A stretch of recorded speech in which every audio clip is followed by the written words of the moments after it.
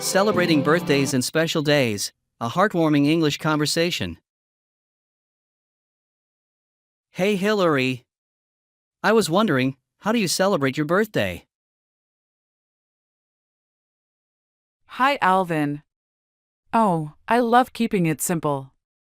I usually have a small party with my family and friends. How about you? That sounds lovely. I usually do something similar, but I also have a tradition of going to the beach if the weather allows. There's something special about the sea and birthdays for me. That's a wonderful tradition. Celebrating by the sea must feel really refreshing. Do you have any special activities you do at the beach? Yes, indeed. We usually have a barbecue, play some beach volleyball, and sometimes, we just relax and watch the sunset. It's all about being with the people I care about. That sounds like a perfect birthday to me. Speaking of celebrations, what's your take on celebrating other special days, like New Year's or Christmas? I think every special day has its own charm. For New Year's, I love going to city events or watching fireworks. Christmas is more about family gatherings, enjoying a nice dinner, and exchanging gifts. How do you celebrate those days? Pretty much the same. Christmas is very family-oriented for me. We decorate the house together, bake cookies, and watch Christmas movies. New Year's is more about partying with friends and making resolutions for the upcoming year. Making resolutions. That's something I do too. Do you manage to stick to yours? I try my best. It's more about the effort and less about perfection. It's nice to have goals to work towards throughout the year. What's one of your resolutions? This year, I'm focusing on personal growth and learning a new skill. Maybe I'll finally learn how to play the guitar. That sounds exciting. Learning an instrument can be so rewarding. Definitely. And speaking of learning, I think sharing our holiday traditions and experiences is a great way to learn about each other in different cultures. Absolutely, I couldn't agree more. It's these little conversations that bring us closer and add to our understanding of the world. Well, it was great talking about our traditions and how we celebrate. I'm looking forward to our next chat already. Me too, Alvin. Have a great day. You too, take care. Sports Talk, sharing passions and experiences. Hi Barbara. I was wondering, what sport do you enjoy playing? Hi, Thomas. I really love playing volleyball. It's so much fun, especially in the summer on the beach. What about you? Do you have a favorite sport? That sounds great. I'm a big fan of football myself. There's just something about the game that excites me. Football is indeed thrilling. Do you play often? Yes, I try to play every weekend with my local team. It's a great way to stay active and socialize. How often do you play volleyball? During the summer, I play almost every weekend. Sometimes we organize small tournaments with friends. That must be a lot of fun. Have you been playing for a long time? Yes, I started playing volleyball in high school and just never stopped loving it. What got you into football? I've been playing since I was a kid. My family is really into football, so I guess it runs in the family. It's great that you have something you're passionate about. Do you also follow professional football? Absolutely. I never miss a game of my favorite team. How about you? Do you follow professional volleyball? I do, especially the international tournaments. It's inspiring to see the level of skill and teamwork. Definitely. Watching professionals can teach us a lot about dedication and improving our own game. True. Speaking of improvement, do you have any tips for someone looking to get better at football? Practice is key, of course. But also watching and analyzing games can really help understand strategies. What advice would you give for volleyball? Similar to football, practice makes perfect. Plus, working on your serve and communication with teammates is crucial. Great advice. Maybe you could teach me a bit about volleyball sometime. I'd love to. And maybe you could show me some football tricks as well. It's a deal. It was nice talking sports with you, Barbara. Likewise, Thomas. Enjoy the rest of your day.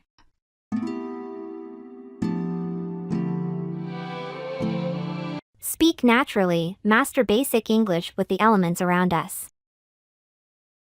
What do we drink when we are thirsty? We drink water. What grows in the soil? Plants grow in the soil. Why do we need air? We need air to breathe. Where does rain come from? Rain comes from clouds. What do we call water in its frozen form? We call it ice. Why is the soil important for plants? Soil gives nutrients to plants.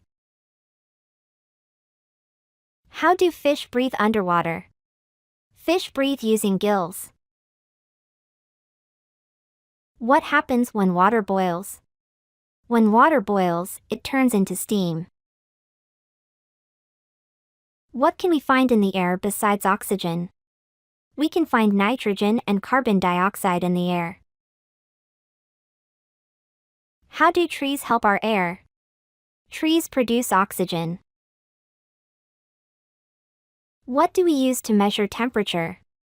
We use a thermometer to measure temperature. Where does Simon go to swim? Simon goes to the lake to swim. How does Barbara help her plants grow? Barbara helps her plants grow by watering them. What can pollute our air? Smoke from cars can pollute our air.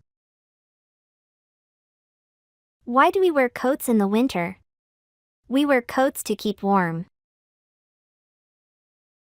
What country is known for its rainy weather? England is known for its rainy weather. How can we save water at home? We can save water by taking shorter showers. What do you need to make a snowman? You need snow to make a snowman. Why do we need to protect our environment? We need to protect our environment to keep our planet healthy. What happens to water when it freezes?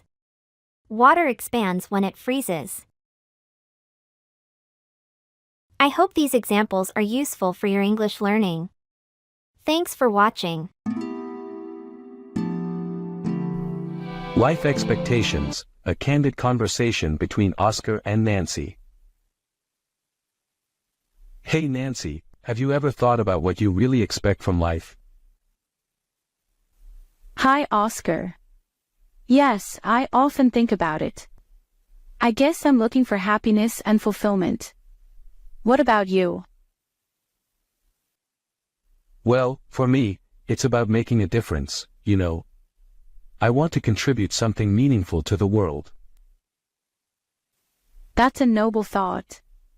I think everyone has their own unique expectations. Do you believe these expectations change over time? Absolutely. As we grow and experience life, our perspectives and expectations evolve. What mattered to us years ago might not be as important now.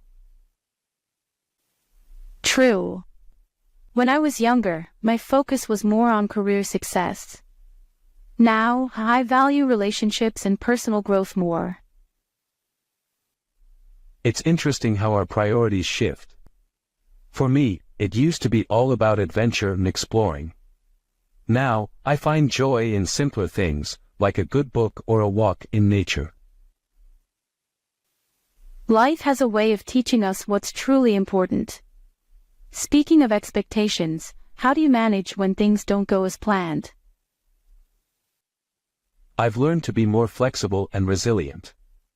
Adapting to circumstances, rather than resisting them, often brings unexpected opportunities. That's a great approach. I try to stay positive and learn from every situation, even the difficult ones. Definitely. Every experience, good or bad, is a chance to learn and grow. So, do you have any specific goals or dreams for the future? I'd love to travel more and perhaps write a book someday. Exploring different cultures and sharing stories is something I'm passionate about. And you? I'm working towards starting my own social enterprise. I want to create solutions that help people and the environment. That sounds amazing, Oscar. It's clear you have a vision and the drive to make it happen. Thanks, Nancy. I think having clear expectations and working towards them is what makes life exciting and meaningful. Absolutely. It's all about finding our path and enjoying the journey. Great talking to you, Oscar. Likewise, Nancy. Here's to living a life that meets our expectations.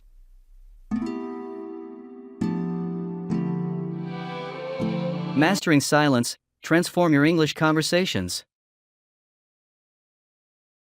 Hey Nicole, have you ever noticed how powerful silence can be in a conversation? Hi, Charles. That's an interesting point. I think most people underestimate silence, seeing it as awkward or unnecessary. Exactly. But silence can actually give us time to think and reflect on what's being said, don't you think? Definitely. It allows for a deeper understanding and, sometimes, conveys more than words themselves. But in learning English, how can we use silence effectively? One way is by taking a brief pause before responding. It shows you're considering your words carefully, which can be very respectful in many cultures. I see. And it might also give the speaker a sign that you're genuinely interested in what they're saying. But isn't there a risk of overusing it? For sure, too much silence might make you seem disinterested or even shy. It's all about finding the right balance. Speaking of balance, using silence can also help non-native speakers process their thoughts in English, right? Absolutely. It gives you a moment to organize your thoughts and find the words you want to use. Plus, it can help control the pace of the conversation. That makes sense. And I guess in more emotional conversations, silence can be a way to show empathy or give space to the other person. Right. It's like saying, "I'm here for you," without actually saying it. Sometimes, that's more powerful than any words. Agreed. It's fascinating how something as simple as silence can add so much depth to communication. I'll definitely try to incorporate it more thoughtfully into my conversations.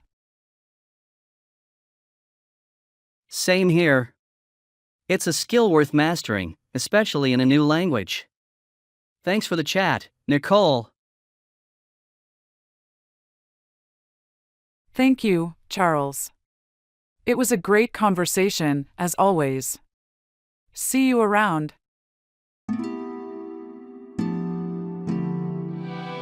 Discovering climates around the world from cold Canada to hot Australia. Why is it so cold in Canada during winter?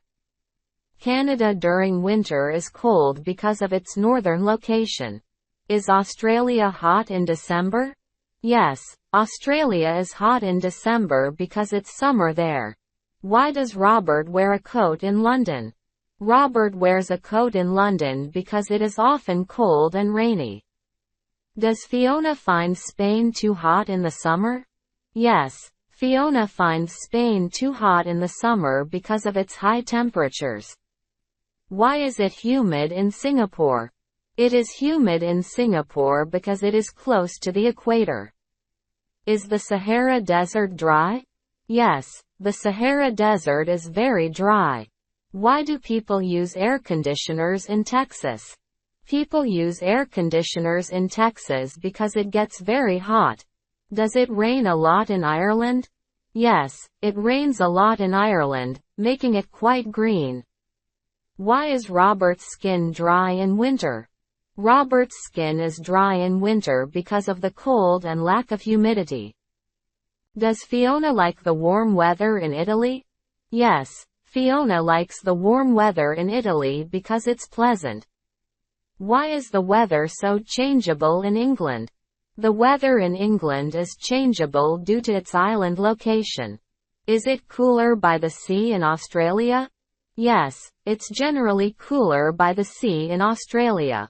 Why does Fiona use a humidifier in her London apartment? Fiona uses a humidifier in her London apartment because the air can be dry. Does Robert need sunscreen in California? Yes, Robert needs sunscreen in California because the sun is strong. Why do leaves fall in autumn in New York? Leaves fall in autumn in New York because of the change in season. Is swimming common in Florida's hot weather? Yes, swimming is common in Florida's hot weather to stay cool. Why do people in Norway enjoy the sauna? People in Norway enjoy the sauna because it is warm and relaxing in the cold climate. Does Fiona feel the air is dry in Paris during winter? Yes, Fiona feels the air is dry in Paris during winter. Why is winter in Russia so cold? Winter in Russia is so cold because of its far northern latitude. Is it necessary to drink a lot of water in Egypt? Yes, it is necessary to drink a lot of water in Egypt because of the heat. A day in London. The ultimate tourist experience. What is Big Ben? Big Ben is a famous clock tower in London. Where is the Tower of London? The Tower of London is in central London, near the River Thames. Who lives in Buckingham Palace? The Queen of England lives in Buckingham Palace. What is the London Eye? The London Eye is a large Ferris wheel in London. Why is Stonehenge famous? Stonehenge is famous for its mysterious stone circle. What can you see in the British Museum? You can see historical artifacts from around the world in the British Museum. Is the River Thames long? Yes, the River Thames is quite long, flowing through London. What city is the capital of England? London is the capital city of England. Can you visit the Houses of Parliament in London? Yes, you can visit the Houses of Parliament on certain days. What is the name of London's famous bridge? The famous bridge in London is called Tower Bridge. Is Edinburgh Castle in England? No. Edinburgh Castle is in Scotland. What is the famous clock in London? The famous clock in London is Big Ben. Can you see the crown jewels in London? Yes, you can see the crown jewels at the Tower of London. What is a double-decker bus? A double-decker bus is a bus with 2 levels, common in London. Who was Shakespeare? Shakespeare was a famous English playwright and poet. Where is the Globe Theatre? The Globe Theatre is in London, near the River Thames. What is a red telephone box? A red telephone box is a famous British telephone booth. Where is the National Gallery? The National Gallery is in Trafalgar Square, London. Can you ride a boat on the River Thames? Yes. You can take boat trips on the River Thames. What is Hyde Park? Hyde Park is a large park in London. I hope these examples are useful for your English learning. Thanks for watching.